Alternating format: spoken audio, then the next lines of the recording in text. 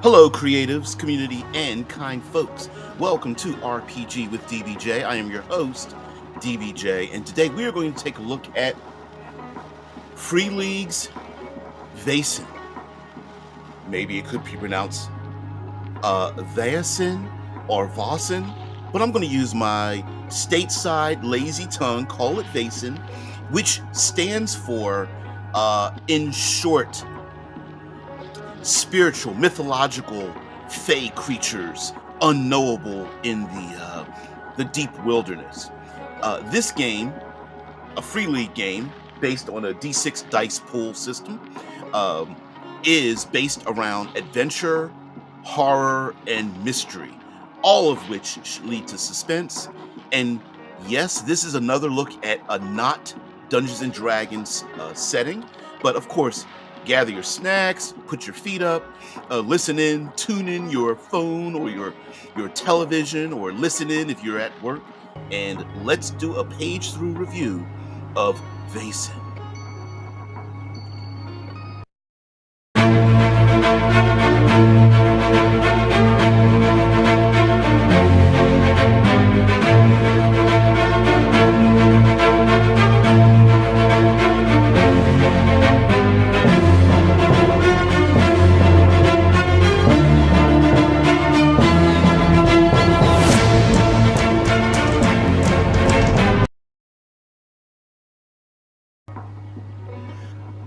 So again, hello everyone.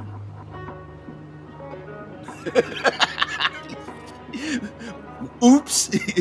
Drew says, I think your lazy pronunciations might actually be the correct one for once. Well, that was an accident. I normally go out of my way to put the improper emphasis on the incorrect syllable. No, we're going to talk about VAESEN. And this is a game where, similar to some of the other games we've taken a look at, culturally, deals with a lot of mythology and folklore. This one especially with the folklore. And the confluence. Now, this game is from Free League, and it takes place in a region known as Uppsala.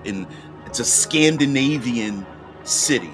And it is a dark reflection of the one in which the real location, I'm sure if there is a real one. And in this game, you represent an agent, an investigator, an individual trying to figure out who or what are the VAESEN. And the reason is because you are gifted with the sight. You are someone who has seen and can see and possibly even communicate with these dark creatures of the night. Now, it is in a backdrop here. Let's show off our one of our intrepid investigators here. It is in the shadow of an industrialized age. This is 1800 Scandinavia, and industrialization has crept into this region. People are leaving and forgetting the old ways to placate the mysterious and folklore-ish beings that are out there. And by those individuals leaving the farms and leaving the small communities and heading towards the big cities with belching smoke factories and crowded cities, they're also forgetting these creatures. And some of them have been kept at bay with tales from their kitty tales from their from stories told by parents and grandparents and aunties and individuals in the community who know how to keep the community safe from such monsters. And that's no longer being done. And so now the stories told, the words that were spread through conversation and passed from generation to generation, they weren't written down, not really. So now the players, you are an individual who has to uncover what was the thing that placated this horror, and how do we keep this horror from getting out. Now, technically, these mythological creatures and folklorish horrors aren't really evil in the cinematic, I'll say simplistic sense. Many of them, what the heck is going on? We, my wife and I, have a new kitty. She is maybe 2 months old. Her name is Scarlet, so you may hear her in the background. There might be some ASMR going on. So here we have the Free League game, and we have ourselves our introduction into this world and explaining what this world is like. And there's some darkness in it. There may be some eye violence. There may be some childhood trauma involved in it, and it does explain to you, like, okay, part of your character's creation is, what was it that gave you the sight? Were you born with it and you saw these things and people thought that you were just a bit crazy, a cuckoo? Or, did they literally lock you in an asylum? Were you attacked by a bully early in life and then you realized that bully was like a giant ogre or something? Was there an ancestor or a fey creature that you had a relationship with in the dark woods when you were growing up and your family moved away from the old house? And when you went back, that same creature was there to teach you the ways of the unseen. So, as a matter of fact, there we go. There is the unseen. Oh, there have always been the Nassar on secluded farms and crofts, and on estates deep in the backcountry. Wise folk fear them. The Nisse, Nisse, Nice is wayward and vengeful and punishes severely those who anger him. And it goes on. These little breakout boxes are like in-world little mantras or anecdotes or poetry and whatnot. And we will go, here we go. We'll leave this right here, and then we'll go to some more detail with your comments. It goes, hello, everyone. Yeah, what's a fairy tale without childhood trauma? Exactly. Yeah,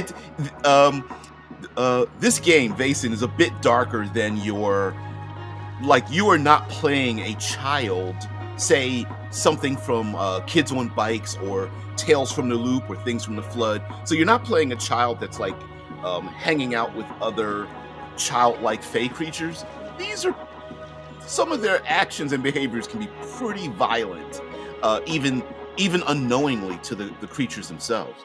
So this does take place in the Mythic North, a region that I have zero context for, but they do explain it. Again, as an indie game, it does the typical 2-page spread, so I really like it. I appreciate that the sight is just a gift given to every player character. There isn't even a stat for it. You see the creatures other people don't. So that automatically places you as an outsider. And mind you, you don't have to play an investigator in the traditional sense. Like, you could just be an average person that happened to see these things on a farm, and you're just like, I don't understand. I thought I was losing my mind until you met someone else. With the similar sight. That gift, maybe it's not so much of a gift, could be a bit of a curse, and such. Now, this game takes place with parts horror, mystery, and adventure, and I really like this. Okay, so it explains that with your group, decide like what kind of percentages. Where do you? What's your first, second, and third choice when it comes to engaging in this game? Says in the VAESEN, a session normally includes horror, mystery, and suspense. It is up to the gaming group to decide whether one of these should outweigh the others. To emphasize the horror aspect, the game master can put the player characters in situations where they are alone and exposed. The creature seems unbeatable.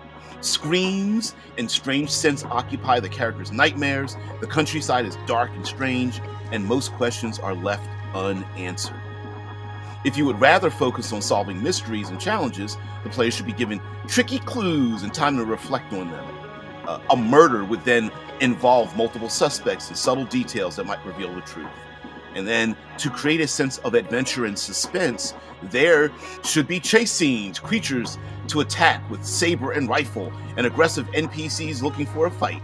Perhaps the players are running from a monster on top of a train, passing through a tunnel. That is a classic image, if there isn't cinematic image, if there isn't one before, right? And soon afterwards, they are forced to hurl themselves down a waterfall in order to escape, after which it all ends with them confronting the creature in its cave by blowing up the entrance with dynamite. And so, basically horror, mystery, and adventure, and you get to decide what kind of balance is. And I'm sure if you pick this for your gaming group, you could, like, maybe 1 to 3 sessions, it's more horror, and then another session, maybe people are like, it's a little too dark and deep for me. Can we have a little more fun with this? And so there might be a lot of roof running, wading through waist deep sewage and sewers, and then running through the streets and fighting in warehouses and things like that. Having sword fights and whatnot. Talks about conflicts, rolling the dice. Yes, they do have their special dice, but essentially you create a dice pool and you're looking for 6s. And this is a free league staple. I believe they call it, is it called the Year Zero or Zero Engine or Year Zero Engine or something like that? It's basically dice pool, and you're looking for multiple 6s. A 1 is a success, and then the more 6s you have after that are additional degrees of success. And then, of course, you're trying to figure out ways on your character sheet, similar to the classic Fate game, where you have a word or a phrase on your character sheet, and if it applies to your situation, you then gain another die, and you use that in your dice pool. So whether you have a bonus or a penalty on your character sheet, like maybe you're cowardly or you're brave or you have knowledge of the Northwest country or what have you, you can then use that as a benefit on your side. There are 6 principles of VAESEN, and governed by 6 principles. And essentially the 6 principles here are like many indie games, where it's essentially you are making a statement about, like, what is this game about? Like, it's the meta version of the game. I bring this up a lot with Tales from the Loop, which is a game where you play children and go on adventures, and it takes place in like the 80s, yeah. And in it, there's a rule that says the adults won't help you. The adults are ineffective and won't help you. And while that doesn't make any simulationist sense, the principle applies. So for VAESEN, let's go back here. VAESEN are neither good nor evil. So that's important to decide, especially when they're being brutal. Like, they have a reason for doing the thing that they're doing, despite the fact that they are folklore, and you may not understand. It may not be understandable in a human sense, but what they're doing makes sense for their existence. So they're neither good nor evil. Nature is dark and dangerous. Scandinavia is changing. The old Scandinavia is being swept away by industrialization, and signs of this often violent shift are everywhere. Abandoned farms, paupers roaming the streets, and confused VAESEN seeking their place in the new world of factories and steam engines. Knowledge and cunning are the keys to success. The journey is part of the goal, and you will not survive without each other. I like this, the journey is part of the goal, meaning like a lot of role-playing games want you to get to the dungeon, get to the big bad guy, but the journey is the goal. So traveling to towns that are seemingly unfamiliar, or once were familiar but no longer are a pale shadow of what they once were. Uh, Traveling, like traveling by stagecoach or train or horseback, or traveling through the environment, through dark woods or mountains or snowy passes or something like that. That journey is part of the goal, as well as the social aspect of it. Dinner parties, homeless, back alleys, houses of ill repute, libraries, um, hobnobbing with the rich, that kind of thing.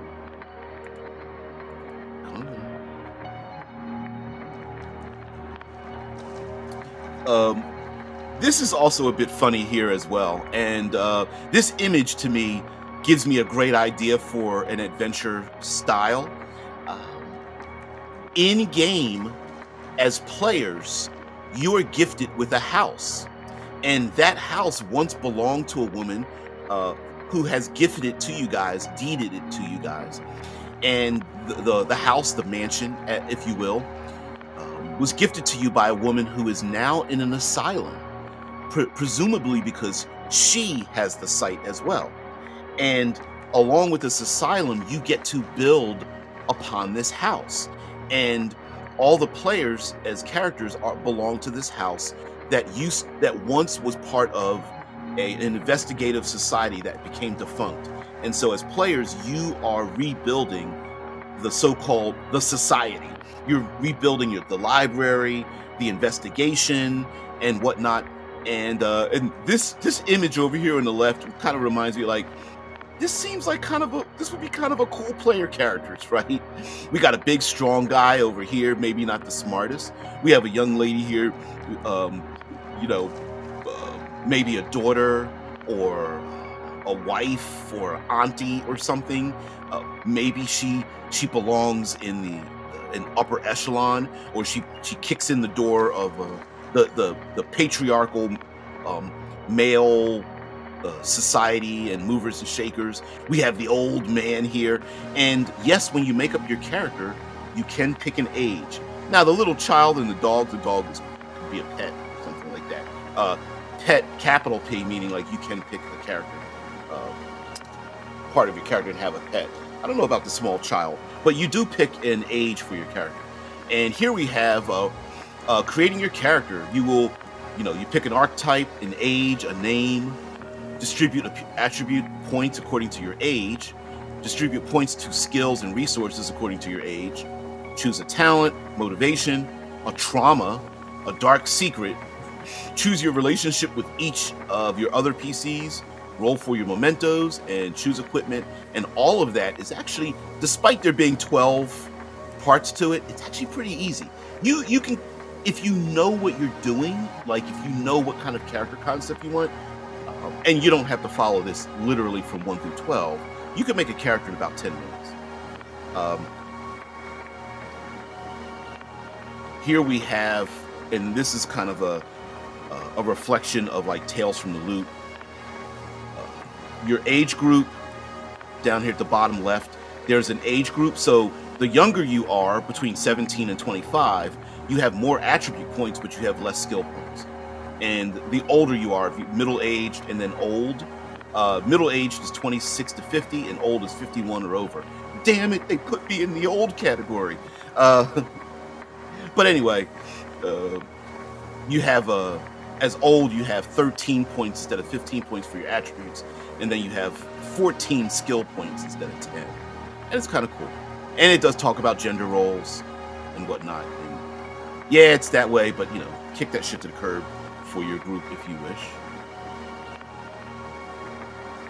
Although you could keep it around so you could just have opportunity to punch people in the throat when they start talking out the side of their neck. Here are the skills and your attributes, and you have 4 attributes, 2 physical and 2 mental. There is a physique and precision. Physique is your physicality, strength, toughness. Precision is more like coordination. and motor skills, and then your mental stats are logic and empathy. And they correspond to what we know in most tabletop role-playing games. Logic is your intelligence and your perception, and empathy is your ability to understand people and persuade, charm them, manipulate them, figure out what their motivations are. And then there's other things. There's skills that are associated with those particular your particular attributes. There are 3 skills associated with each of them. So 3 physical, 3 for your physique, 3 for your precision, 3 for logic, and then 3 for empathy.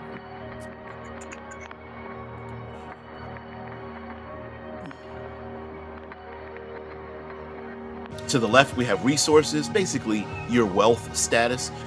Wealth does begin at a level, so yes, you can buy it and make your wealth higher, but depending on the archetype you pick, you might start at you could start at destitute or poor, or you may start at financially stable, or even higher based on your archetype.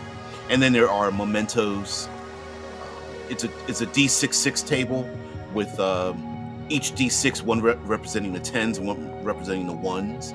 And you might have like a dried red rose, kiss from a rose on the grave. Ooh, the more I ever. Anyway, sorry about a little bit of seal there. There are things like an old love letter, scruffy cat, a monkey's skull, a ragged doll, a hymn book passed down in the family, things like that. Strange animal preserved in a glass jar. And we've seen these kind of things before, these memento lists, trinket lists, and things like that. And they're, of course, there to help you round out your character, maybe tell some extra stories, or could even be a link to a new adventure, that kind of thing. Like a key to a door, and you don't know where the key goes, or something like that.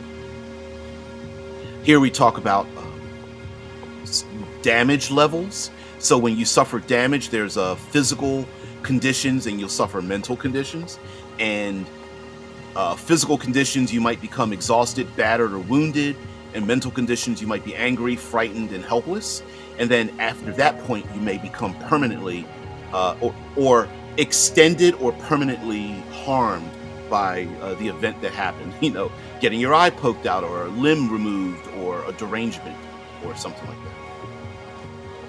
And then here we have an example of our archetypes. I'm going to see back to your comments. Oh, thanks a lot. Yeah, you're not old, you're venerable. Oh, only a tabletop role player would use a word like that. I don't know if I've ever used. Most of my vocabulary has come from tabletop role-playing games. It's pretty funny. Big Hellboy vibes. Yes.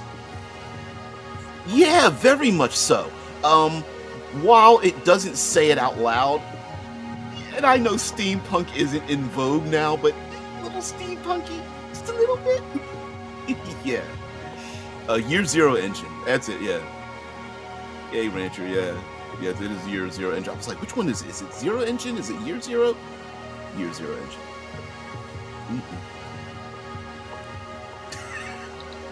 Well, adults won't help you. Yeah, I mentioned that with the... Yeah, the adults won't help you in your adventure. And they won't help you now. Especially in a big city, right? Thru says, I like the Year Zero engine stress system. They really made it work for me for Alien. Okay. I still think about using that version for a hack of Slay Industries one day. Yeah, it is a stress system.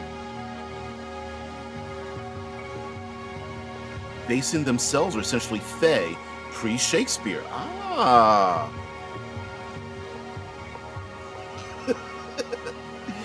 Yeah, I like stress systems. Wound level stress system things. It's the proverbial I'm tired of hit points and numbers. I'd rather be told what is happening to me, and that is a thing. Thanks to good marketing, I will apparently always think of Batman Forever when I hear Kiss from a Rose. Yeah. Um, I use that song for a vampire campaign, the intro to a vampire campaign, and the people there could, players and stuff couldn't forget that either. So here we have our archetypes and the aspects associated with it. And when I say aspects, I'm talking like fate. So, and this is a commonality amongst many of the Year Zeros type games. So, for example, they give you the academic. Let's look at the young lady here. Maybe not so young. Has a skull and a little hammer here. Maybe crack that skull open. There's some example names, first names and last names. We have motivation here, and you get to pick one of those as an example, or make up your own, of course. An example trauma, example dark secret, an example relationship with other player characters. And then in the breakout box, we get a little bit more mechanical. Your main attribute will be logic. Your main skill will be learning. Your talents, possible talent, you get to pick one when you begin the game. Bookworm, erudite, knowledge is reassuring. Your resources begin at 4 and they go from 4 to 6. You can increase that with some of your points. And then example equipment, like a book collection or a map book, writing utensils, liquor, or slide rule. And then there's and for each of these they have something listed. And I like this. I like this image of the doctor with the bloody apron and the hacksaw. It's like, oh, this is the 1800s, isn't it?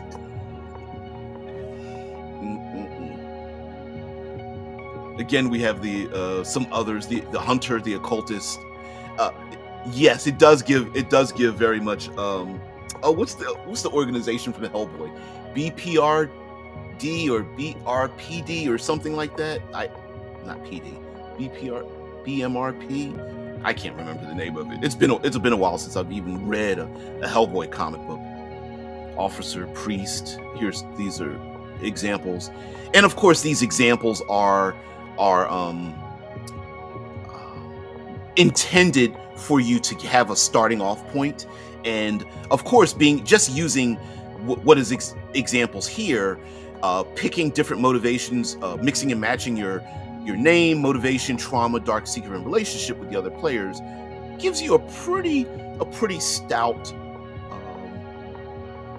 way to create your character. And of course, you may come up with a new type of character or something like that to fit in. And I think it would be fun to play characters that have a familial relationship, kids, uncles, grandparents, nieces and nephews, siblings. I think that'd be kind of fun, kind of cool. And of course, people related professionally as well. This chapter we get to talk about the skills and what it means to fail skills, how to push skills higher, things like that. What it means to have a mixed failure and success as well, and pushing the roll. You can push a roll. So if you fail, when you grab your dice pool and roll, and you're like you basically want to give a long extended fuck. You can push the roll and roll again, but you are choosing to suffer a condition, and that's where you have a conversation with the game master. Like, should it be a physical condition, a mental condition? Maybe you get stressed out or something, and I would even suggest coming up with something new if it doesn't fit into the mechanics of the game, because I would absolutely do this. And it reminds me a bit of Thirsty Sword Lesbians, in the sense of having social or psychological conditions that might need to be removed through your behavior. I like that. Over to the very left, it talks about the story must go on, and does give some best practices for, like, hey, if the players fail and you push yourself into a corner, how the hell do you get out of that corner? It's the idea of deciding to have the players roll to open up a door, but if they don't open the door, the adventure ends. And, like, what do? Well, of course, if you're old enough and you realize why bother having a die roll to open up a door in the first place, right? But sometimes it happens by accident, and we get stuck creatively or something like that, and so it's a best practice. Gives you some ideas. Like consequences mean that you can succeed even though you failed the test, or conditions mean that you achieve what you wanted despite failing the test, but you must choose a physical or mental condition. Or requirements mean that you get some of what you wanted, but that more is required to achieve success. And that's basically what here I colloquially call yes, no, if, and, or buts. And there's plenty of indie games that use the exact mixed success. Yes, no, maybe so. Here's something else that we tend to play with as well, and that is when you're rolling dice pools, what are your chances of success? And here, depending on how many dice you have, since you're rolling a dice pool and you're looking for sixes, gives you an example of what is your chance of success. And even with 10 dice, your chance of success comes out to be 84%. So you, as a character, you are not superhuman. More often than not, you're going to roll between 2 to 7 dice, 2 and 3 at your very lowest end, and 6 and 7 dice at your highest end without much modifiers. Circumstances and other people helping you out is going to push you into the 9-10 range and above. But with dice pools, you keep taking infinite steps. So you keep taking a half step closer to stick to 100%, but you'll never reach it in a dice pool. And then if you push a roll, it shows you, like, if you roll again to get a 6 with the same amount of dice that you failed from before, your chances of success increase dramatically. With 10 dice, you have a 97% chance of success by rolling it yet 10 more dice again. But it costs you. You have to have a cost. Definitely helping each other works, and parallel actions work. Basically, two people doing two different things that help each other out to succeed. Talks about opposed rolls, rolling again, and that's really simple, right? You pick up your dice, the enemy picks up their dice, or whoever you're in opposition to, and the more successes wins. This does an example of all the skills and examples of what those skills, and things like manipulation. And, it's not mind control, right? I don't know. Players get that. That's just an old standby from Dungeons and Dragons. I'm gonna make a charisma check, and it's like, it's not mind control. These are talents that each of the archetypes has. So you get to pick one. So the very first here, the academic talents, you either you can pick a bookworm, erudite, or knowledge is reassuring, and you get to keep that for your character. And you get to pick one, and then of course, as you gain levels of success and experience, you can pick not only from your own academic tree, but you can pick some generalized ones as well. And I think it would make a lot of sense if you play a character like, maybe you're a big bruiser, but you've been learning from the scholar of the group. Hey, kitty. If you've been learning from the scholar of the group, maybe you should pick up a talent that represents something that you've learned. It's kind of cool. Private detective talents: eagle eye, elementary, or focused. Yes, it's elementary. Once per session, you can ask the game master to explain how clues are connected. That's kind of cool, right? And also, it's a gimme, right? Some players are like, I don't know what the hell's going on, and you as a game master is like, hey, why don't you just pick this talent so I can at least put you on the right track and get you going. Here are the general talents, and kind of cool. Just anybody can pick these and put them together, like dual weapons or dynamiter. Is dynamiter, escape artist, pugilist, lightning reflexes, lives, things like that. Kind of cool. Here we talk conflict and injuries. And I'm going to go to your comments here because I apologize for going past them too much. Come on.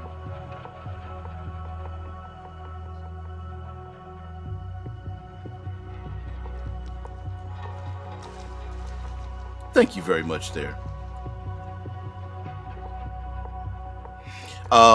Rancher says the Alien RPG system is extremely deadly. Yeah, the first edition can easily result in a Dwarf Fortress style chain reaction where one PC can panic, stresses the rest of the PCs, and they just spiral. Yeah, what is Mothership does the same thing where one person gets stressed out and then it just causes a chain reaction with everyone else. And I've never played the Alien system, but I hear it's the same way. Like each, if I'm not mistaken, each character archetype stresses out differently, but it can set off a chain reaction. Yeah, nameless spooky. Yeah, BPRD, the Bureau of Paranormal something. Ah, God. Drew says, yes, I see the deadliness as a feature, not a bug, and slay injuries is also horror, so I find it fitting there as well. I am so glad that you are holding up the fort of slay industries. I still have my original game too, and it's pretty horrible. It's a dark world.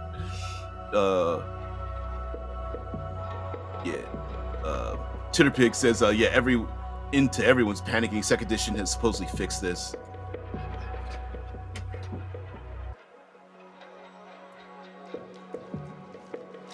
Better Games is making a Fallen London TTRPG that has this 1800 setting, less Fae, more devils. And I think the reasoning for picking like this 1800 style is because it's the confluence of technology and mysticism. So yes, you will have some characters with firearms, and you can add things in like trains and very new automobiles and factories, but and it's also a great way to have empty spaces where there are no people and still have society exist around you, right? Because the idea is that people are leaving the old world, going to the new industrialized world, so some of those places are empty out, and there's a reason why they're empty. So, yeah, colonial mariners play up to horror. It means starting fights should pull everyone into hell fast. Yeah, it's like trying to get around that. Rancher says mixed success or success with a cost, great, but it also is very taxing on the GM's improv ability. This has become an issue as more mainstream games embrace this. My biggest ask that I don't see such systems usually do is establish firm guidelines of what those costs might look like. One reason I like Band of Blades so much is that it's one of the few examples that actually does this. And yeah, and you know what? Honestly, you really don't need that many examples, because I think what ends up happening is, first of all, I don't think this should always be. First of all, let me go backwards even further there, Rancher. I agree with you. Because trying to be creative all the time is why many of these games have player-facing dice, so the game master doesn't have to keep rolling dice, because you're already too busy trying to come up with these well, you succeed but you fail except for, and trying to come up with those things. But I think it's also a failure of us as in a community to claim that why does the game master have to come up with this all the time, right? You have your players. We are a hive mind. So like 5 people is far more smarter than 1 person. So the idea that the game master must solve all these things, I think, is wrong and a little bit erroneous. You got a lot of people to play with here, right? Like, come on, give me some ideas. And for the most part, players are pretty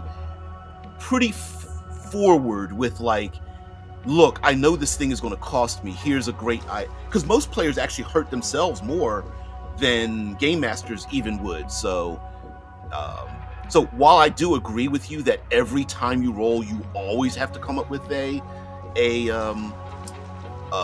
cost. Sometimes I think those costs don't need to be as creative as we think they are, right? Sometimes cost is just I call it tense, TER, TER. Sometimes you just all you do is think of time, energy, resources, social clout, and economics, right? So usually a cost falls in one of those 5 categories. Usually the top 3: time, energy, resources, and just go from there, or just ignore it. Honestly, But I definitely agree with you.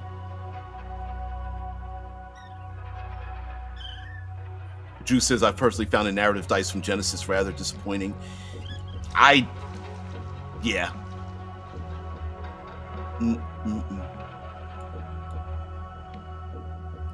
Mothership is actually a little more forgiving than Alien RPG in its stress spirals. I didn't know that. Hey, Scarlett, come on. Bureau of Paranormal Research and Defense. Rancher says, yeah, that's true. I forget which system. There's probably more than one that gets the GM to narrate the PC successes, but the player to narrate their own failures. And mind you, listen, if I'm trying to have fun with you guys, right? Like we can come to a consensus on something. If somebody comes up with a great idea, I'm like, oh, I hadn't thought about that, right? And let's be honest, a lot of this we're stealing from media already, books, novels, TV shows, whatever. And I think sometimes we put failure and success on the player's shoulders when maybe, yeah. Yep, clocks. Yep. yeah. Yep, Forged in the Dark can offload a lot of success with the cost in the clocks in any of the games. Makes it simple to either come up with a particular narrative cost or just bring that time or resources down. Yeah, time. Yeah, that's her. That's her. She's climbing on my chest and shoulders. Yeah, time, energy, resources. Basically, maybe it takes you longer, and like a clock. Hey, yes, you can pick the lock, but it's going to take you 10 more minutes. But if you're being hunted, that it costs. Drew says, for my system, I go with players describe success and failures, but then have no GM in the first place. And it's more about positive and negative effects than truly success and failures. And that's the other thing, right? I think too often mainstream games tell you that you failed or you succeeded, whereas Forged in the Dark, Powered by the Apocalypse style games fall more into circumstances have changed, right? So an example would be, it's not that you failed to pick the lock, it's that the circumstances have changed. Maybe there are more guards, or an explosion goes off, an earthquake.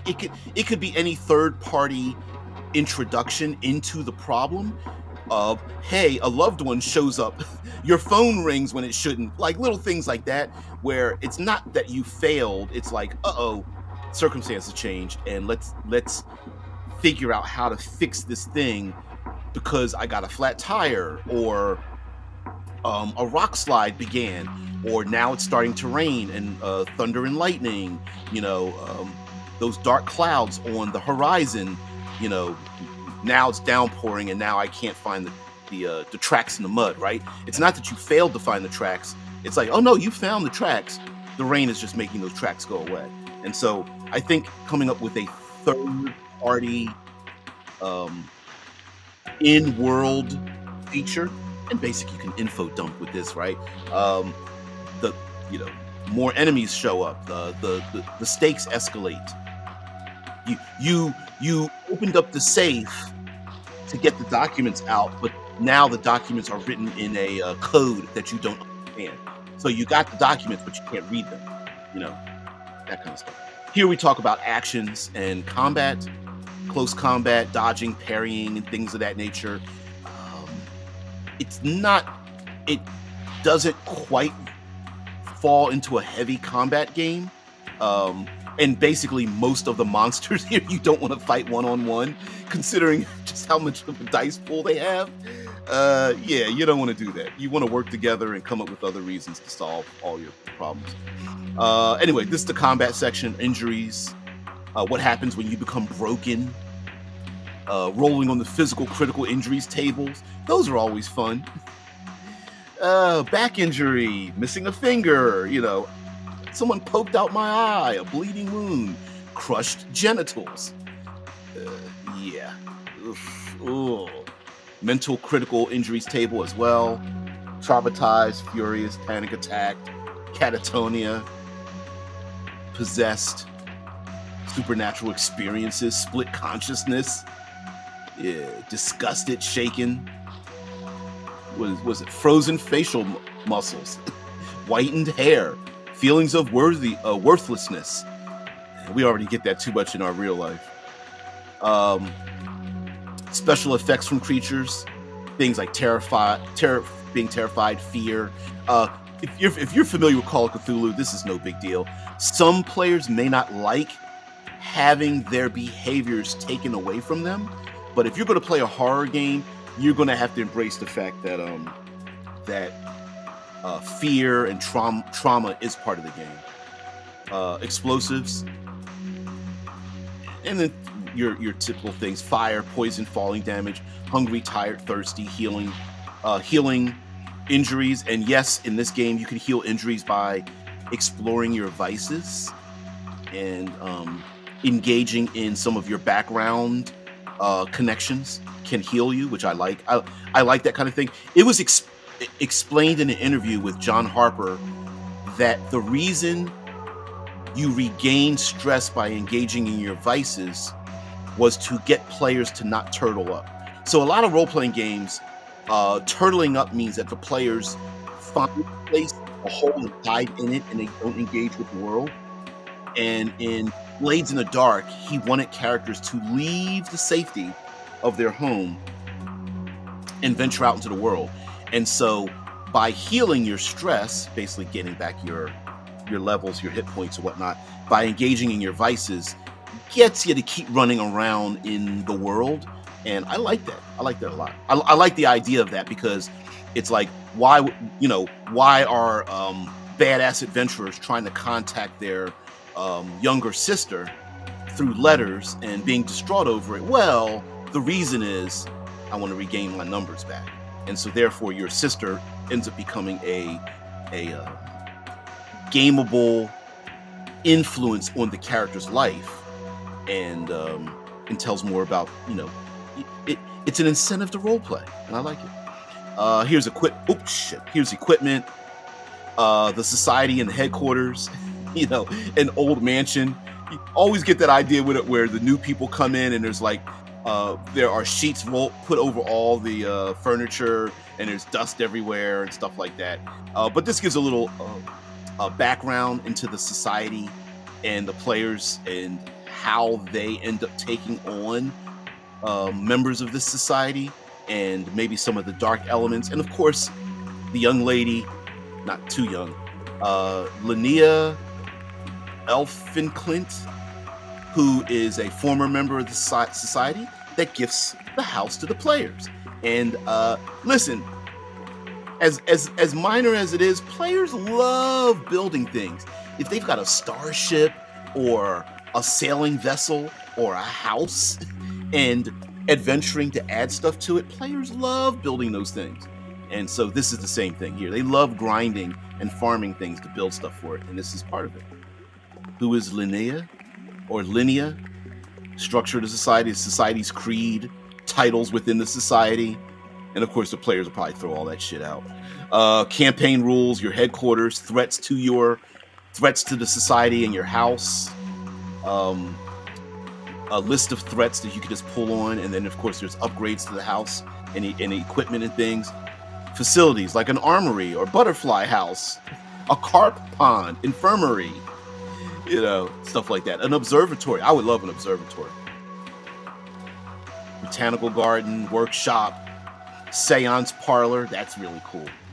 Shooting range, wouldn't that just be outside? Anyway, a chapel, a difference engine, yeah. ain't that difference engine? Ain't that a steampunk computer? Whatever. Famous and infamous texts that you can find, contacts, things like that. And of course, having this house and being a member of the society creates its own adventures. People like caretakers, chefs, gardeners, guards, mystics, coachmen, gamekeepers, psychiatrists, professor, police, or constable. And then we get into Mythic North and Uppsala. Or Uppsala? Probably not pronouncing it correctly, but the Mythic North. And mind you, of course, they do say you can place this anywhere, but here is a map of the Mythic North. I can't, my eyes are bad. While I understand this probably is a real map, I'm just like, you try to zero in on this damn thing, I don't know what the hell's going on. But to each their own. I love it. Conflicts in Scandinavia.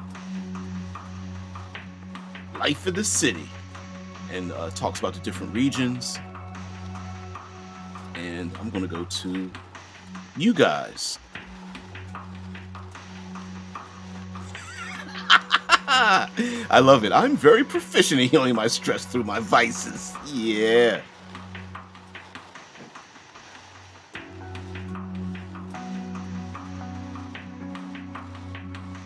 What's going on over there? Stochastic Agency. Hey. Yeah, what's going on there? Glad to have you. Glad to have you stop by. Yeah, their maps are dense for sure. I'm sure that map is a. I can almost guarantee you that they didn't make that map. This is a map probably drawn from a real, public document. I'm just saying that, like, wow, whoa, there's a lot of detail in there, and I mean, you can't see it, but there's actually names and locations and things like that. And I'm like, ouch. This old man, I can't see it. I can't read anything in there, which is good because then I can make up my own thing. Anyway, here the locations gives you just enough to know what's going on. Life in the country. Uppsala, science and fairy tales, and talks about that. And of course, because this is a fairy tale, fantastical, mythological thing, yeah, are there some places that probably shouldn't exist at this particular time and place that you say you want them to exist? Of course you can. Of course. Also, I think the confluence of police and trains and technology and printing presses, and also castles and dungeons and monsters overlapping each other, I think is pretty cool. Fighting an ogre on a train, it's kind of badass, to be honest with you, especially when the train goes through like tunnels and the people on the train don't see the monsters, but when they go through the dark tunnels and the lights flash and it's in the darkness, now they get to see the monsters, and then all of a sudden they're like, the people are like, did I see that? Because I'm about to piss my pants and I don't understand why. The police station, probably how ineffective they are fighting these monsters and things. Wellspring Street 59. Uppsala's Botanical Gardens. The Junta. And then, of course, we get into the monsters, the VAESEN themselves, and whatnot, and the types, God and the Devil. The types of VAESEN and their behaviors. Remember, we've been talking about appeasements, and even if they're temporary. And I love monsters that have, where you're not just murder killing monsters. There is a alternate objective, and finding out what the monster, and I'm using monster very, very, very generally here, finding out what the monster wants and to appease their needs, or, hey, we can't just shoot the monster, even though, temporarily our guns and sabers might be holding it back. We need to do the get the MacGuffin, right? Read the ritual book, pour the powder, reunite them with a lost loved one, reconnect the broken pieces together. It's the whole thing, and a little bit of monster of the week kind of comes across until you really get into the player's background, and there's nothing wrong with that. Some powers that these VAESEN have, the trollcraft, rules for VAESEN and their stats, banishing them, specific powers, and I would even go so far as to, like, yeah, kitty, yeah. I'd even go so far as to not even say that it's always about banishing them. I mean, maybe some of those monsters are just like, listen, I just want to have some respect. I'm going around cleaning people's houses and nobody's leaving out milk and cookies. Like, damn it. And the PCs are like, oh, is that all? Damn, I love chips myself. Biscuits, what is it? Biscuits or something? Yeah, I love all that stuff. I don't know if they say that in Scandinavia, but it's like, hey, I mean, it would be kind of cool to invite one or more of these strange monstrosities into the house, into the society, and use them and have them. What the hell is going on? These are different monsters and their stats. Of course, you can see here they've got their statistics. That's how many dice you roll. They got their magical powers, their condition levels as their conditions grow lower, and then a big secret. Ghosts, of course. Gotta have ghosts and giants. A lindworm. Very Nordic. The mare. Like a nightmare? Mermaid, of course. The myling. Mixing children into horror is just just as bad as body horror, right? Yeah. Night Raven. I'll stop over here at one of these things. Night Raven. How do you pronounce this word, guys? Is this a 1-syllable or 2-syllable word? Nisi? Nice? The Nase? I don't know.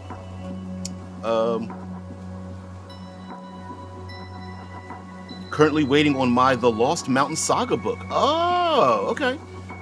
There's a lot of books. I can throw up the website in a minute, but there's a lot of books based in this. Is it crumpet? Yeah, Teresa's like, yeah, crumpets. Yeah.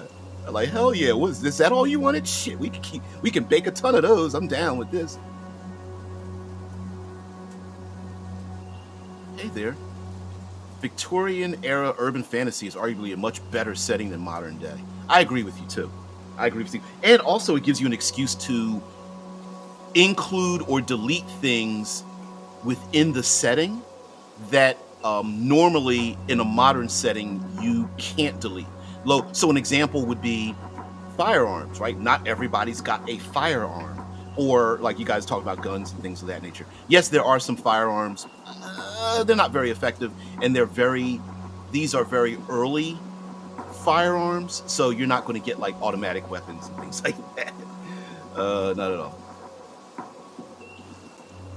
Oh, the name of the Fae, it's Nisa. Nisa? I'm, again, putting the incorrect emphasis.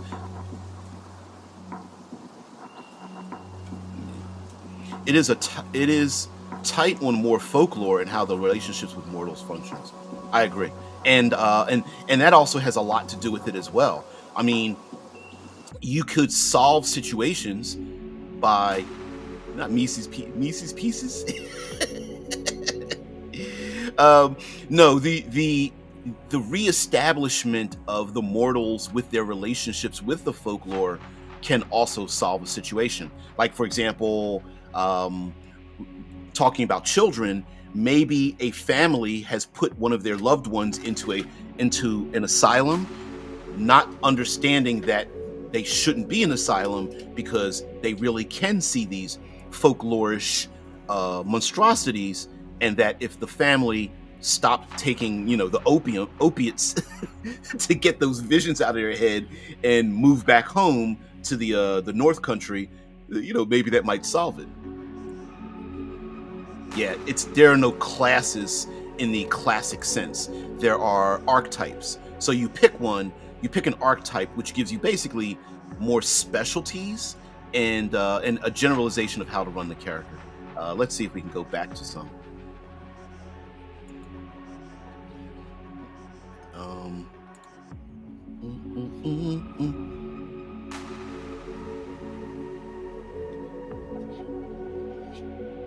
Sorry if it's bothering your eyes. Sorry. Here we go. Many games other than classic fantasy D20 games do not use classes. So basically you assemble your character with bits and pieces. Now some games are so open that you get to customize everything, and then, for example, the way this is done, or at least suggest that you do it in the beginning, you pick building blocks to make your character. So going to the doctor here on the right side, there's some example names. You get to pick a motivation, you pick a trauma, pick a dark secret, pick a relationship with the player characters, and you're done. Now, does that mean you are trapped within this? No, you can make up what you want, but this gives you a starting point. And again, you can make a character in like 10 minutes by doing that. And then this block at the bottom of the doctor gives you like, okay, your main attribute is logic, great, okay. Your main skill is medicine, cool. And then it gives you pick a talent. Your resources start at 4, but you can increase it up to 6. And then you pick some of the equipment down at the bottom and you're done. And that makes it very easy to jump in and out of the game. So, but anyway, let's go to the mystery portion. This gives you the best practices on running a mystery.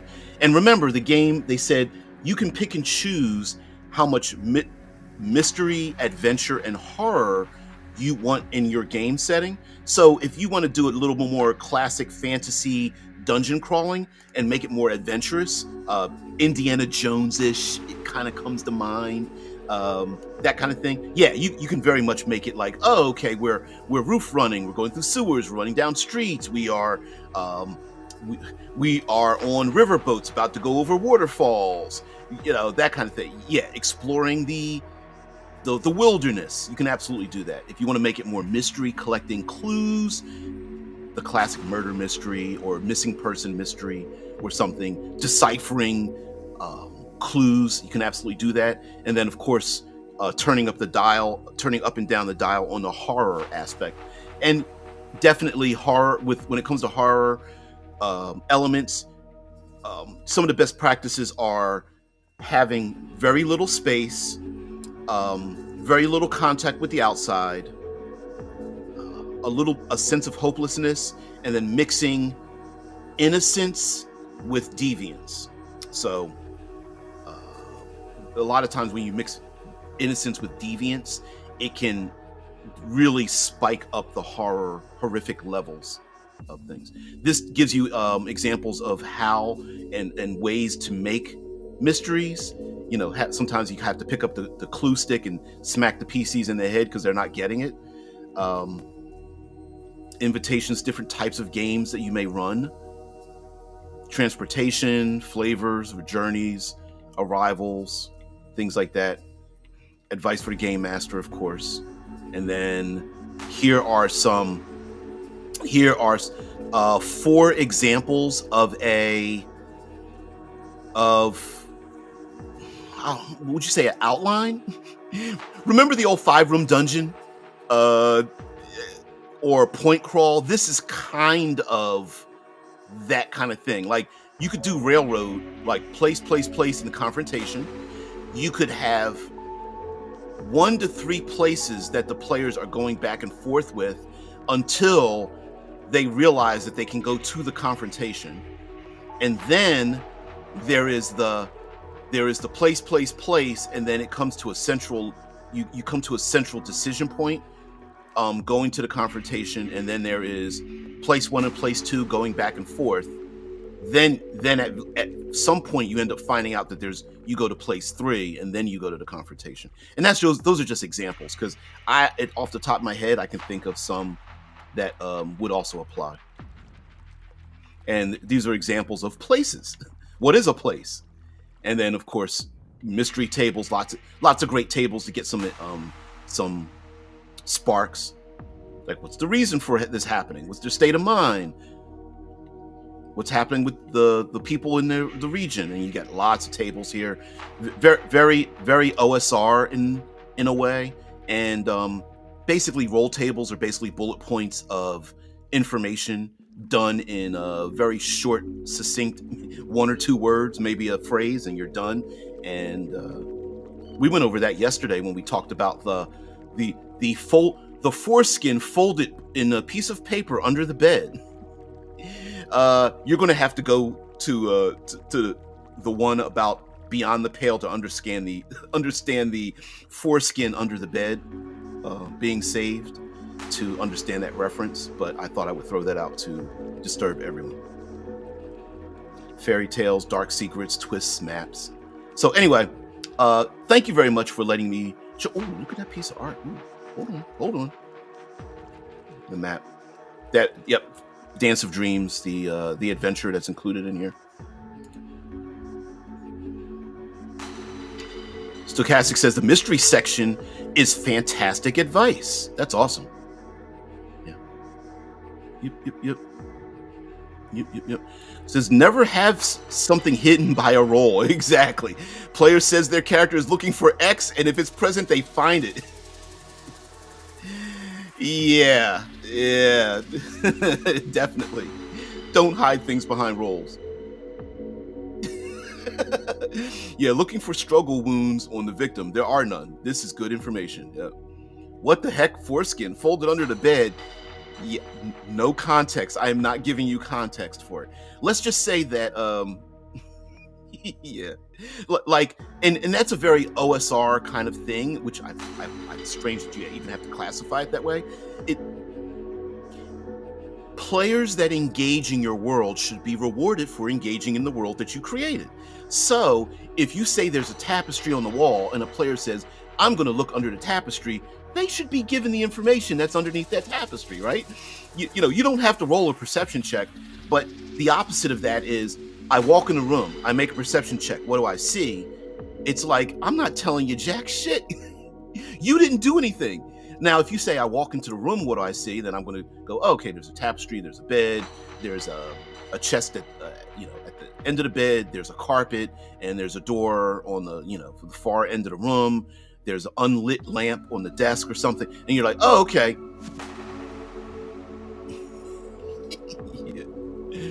Foreskin? What the? No, it makes sense, but admittedly, in the adventure that mentions it, they don't explain why, and we came up with our own reasoning, which I think you guys came up with the own reasoning why it even is in the game. And it made perfect sense. I was like, oh yeah.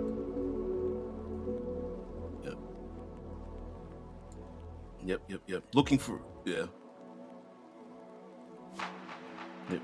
I absolutely agree with you. Yeah, medicine check. Well, why a medicine check, right? Or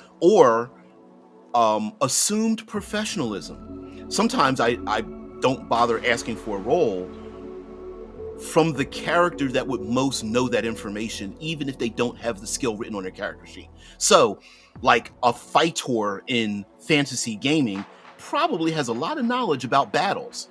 Now, you may not have the knowledge about the aftermath of battle skill on your character sheet, but a fighter probably would know how, enemies were killed.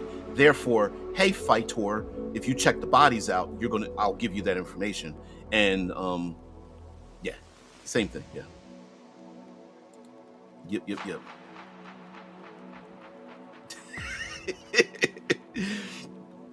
Yeah, if they're trying to find out what kind of skin, all the characters with male members holding their crotch, like, ooh, Ooh, I know what that looks like.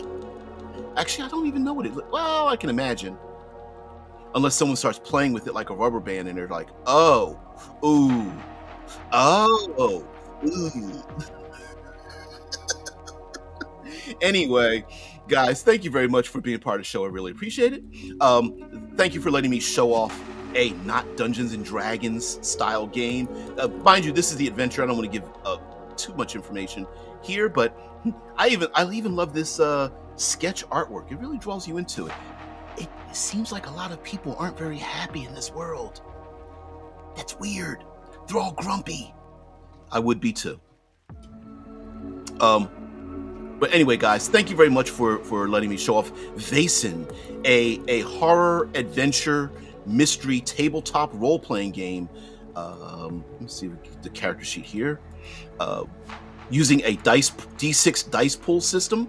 You're looking for sixes, and you're trying to get as many of those dice as you can to get those sixes, preferably through pushing your luck and working together and using different aspects of your character and equipment and aspects that are in the environment to help you succeed, and placating these dangerous mythological fae type spiritual creatures who have been forgotten by the industrialization. So guys, thank you very much for being part of the show. I really appreciate it. Ooh, let's get this down to a single pager here. And yeah. Bam. VAESEN. Check it out. We are still going to continue traveling around the world, going to other places around the world, trying to find games from the regions that they are, hopefully written by and developed by a majority of people from that region, that is a celebration of their history, culture, mythology, and all that good stuff. So, and if you guys have any other games that you may know of that are from regions around the world that you may say, hey, this is a good game, nobody knows about it, no one's talking about it, hey, could someone come up, maybe do a spotlight on an RPG, drop me a line in chats or anything like that. I will take a look at it and see if it's worth taking a look at it, buying it, and doing a review of it and paging through. So guys, have a great one. Thank you very much. Have a great weekend, everyone. Don't get too caught up in trying to figure out how you find out if an old foreskin under a bed matters in the game. But yes, if you would like to know what that deals with, please check out a review of Beyond the Pale from the creator of the Karen first and second edition game, Yokai or Yohai Gal, and you will find out what that is. Check it out tomorrow. So anyway, guys, have a great one. I'll see you later. Have a great weekend.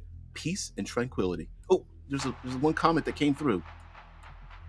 Have not done Mouse Ritter, although I don't know if Mouse Ritter is part. Remember, we are doing a travel log of the world. So is Mouse Ritter part of a particular culture or mythology or something? Then I would, sure. All I know is that it is made up of anthropomorphic mice. What's the other game that's based on that? Shit. Oh, it's on the tip of my tongue. Mouse Ritter's fantastic. I have never taken a look at that game. I've never done it. I've heard reviews of it. I don't own it. I've never seen the books. I don't know what the dice mechanic is. Maybe we'll have to do that. Why not? Why the hell not? I love all this stuff. So anyway, also take a look at the back catalog on the channel. You're going to find games that are from Central America and from indigenous peoples here in the United States, and so on and so forth, Africa, the Mediterranean, those places, Italy. Oh, we didn't do Italy. Yeah, we'll do that as well. So anyway, guys, Mouse Guard. That's the other one. Mouse Guard is the other one with yeah. That's it. Mouse Guard. Couldn't remember it. I was like, oh, there's another one, anthropomorphic mice. Reminds me of a Watership Down. This sounds just depressing. Anyway, guys, have a great one. Have a great weekend. I'll see you later. Peace and tranquility. Bye.